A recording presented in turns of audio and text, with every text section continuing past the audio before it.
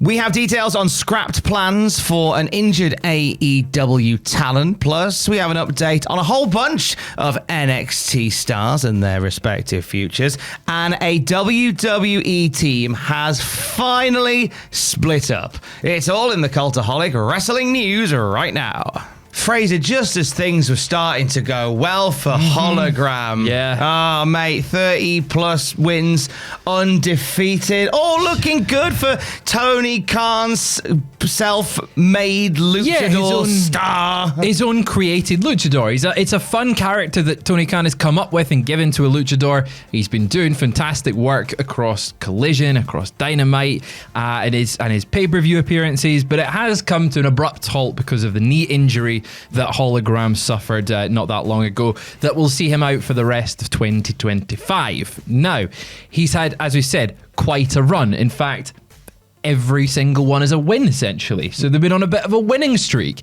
And it looks like the original plan was for that to end. At the hands of Clone. Yeah, who's the evil one. The evil, yeah. It's like the evil Sin Cara, which I always love those storylines where you get some like fake Kane. Yeah. Where it's like, oh, yeah, that's not the real Kane. Or is it?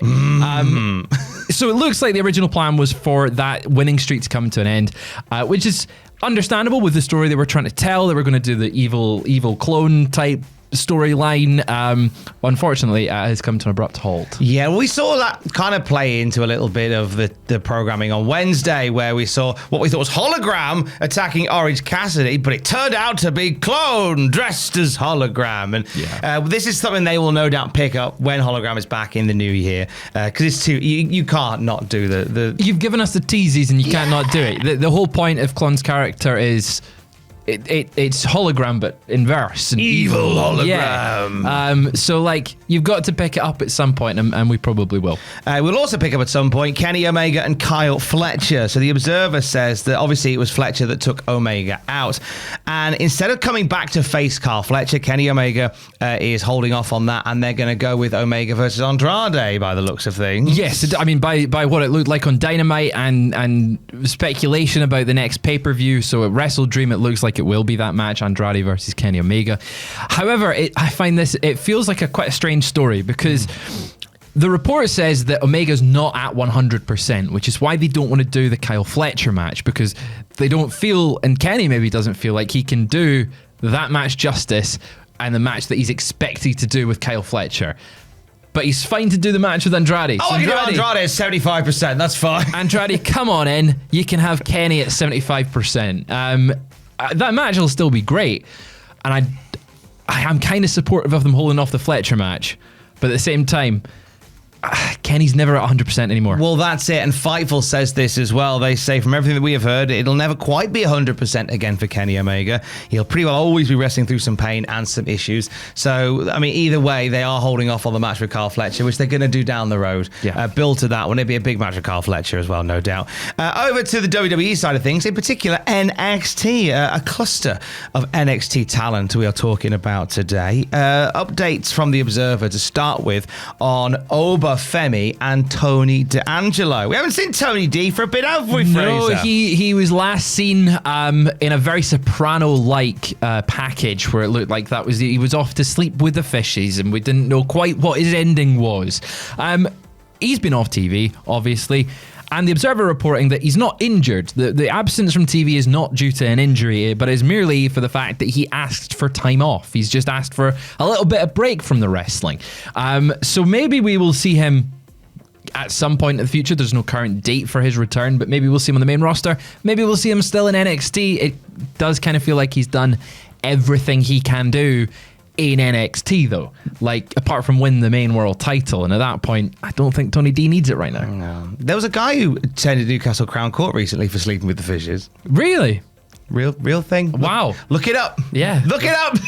It's a thing. I think the more exciting report is about Oba Femi. Yes, sir. Oba Femi, obviously, just off the back of losing his NXT title to Ricky Saints. I think a lot of people were speculating, hey, this is his time to go up to the main roster. He wasn't on NXT this last week. So there's a lot of excitement around what the future holds for Oba.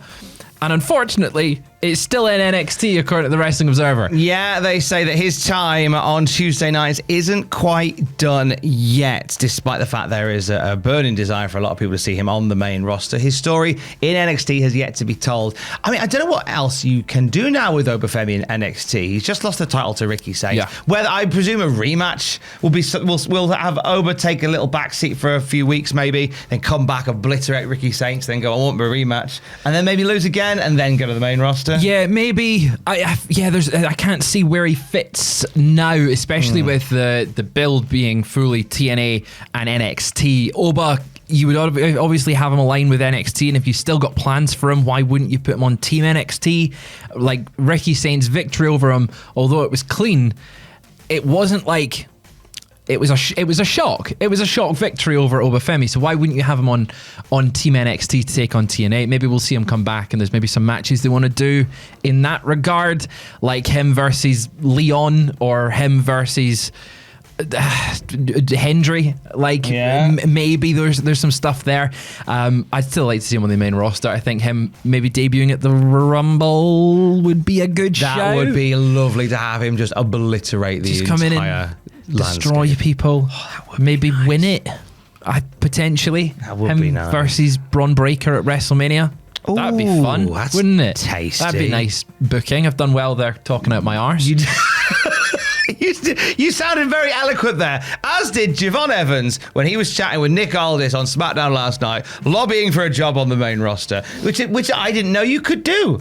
Yeah, I thought they just had to sit on a chair and wait for your name to be read out on the register during a draft. Apparently you can just lobby. Like, I'm going to do that the next time out of my show. I'm just going to be like, come on, guys. Come on. I think I would be a great addition. Come on. Right. So, guys, come on. Let's go. Let's get one thing straight. I think, this is great. I think we're about to see Javon Evans finish up in NXT, finish up in TNA, and come up to the main roster. He's been on there a few times now. He had a tag team match with Rey Fenix a couple months ago. He had the match with Sami Zayn the other week, and now he's back on SmackDown teaming with Rey Fenix. Is this a new team that they're going to start whapping out every time they want to have a fun, flippy team going on SmackDown? I mean, Rey Fenix already has a tag partner. Oh, I won't know. Yeah, he'd have to lobby to jump ship at that point if you want to keep that tag team partner, or go and hang out with his brother again. Although, the one thing that I'd be gutted losing Javon Evans from NXT is the fact that he feels like one of their top stars. Very quickly he rose up those ranks, and if he leaves, then that's a big gap in the NXT area. And I mean, that tag team with Leon Slater was phenomenal. Oh my days. They're such a good team. So why are we not funding this? Yeah, if we're losing Javon to SmackDown, that kind of puts a stop on that team for a little bit. But that team could be that could go to the new heights. That could be the next Hardy Boys. Oh, so good. Also, last night on SmackDown, we had NXT's Zarya and Sala Ruka. They were attempting to be recruited by the Secret Service, and when it was rejected, they beat the Secret Service in tag team action. Afterwards, Alexa Bliss and Charlotte Flair, the women's tag champions, praised their work and even teased a future match between them. Sol Ruka is going to be a big star in the main roster. Oh gosh, yes. Such a big star. She's already getting good responses when she's having her matches. Her finish, the Soul Snatcher, is just incredible. It gets the desired pop every single time. It was only a matter of time before she was on the main roster. The NXT seems very high on her.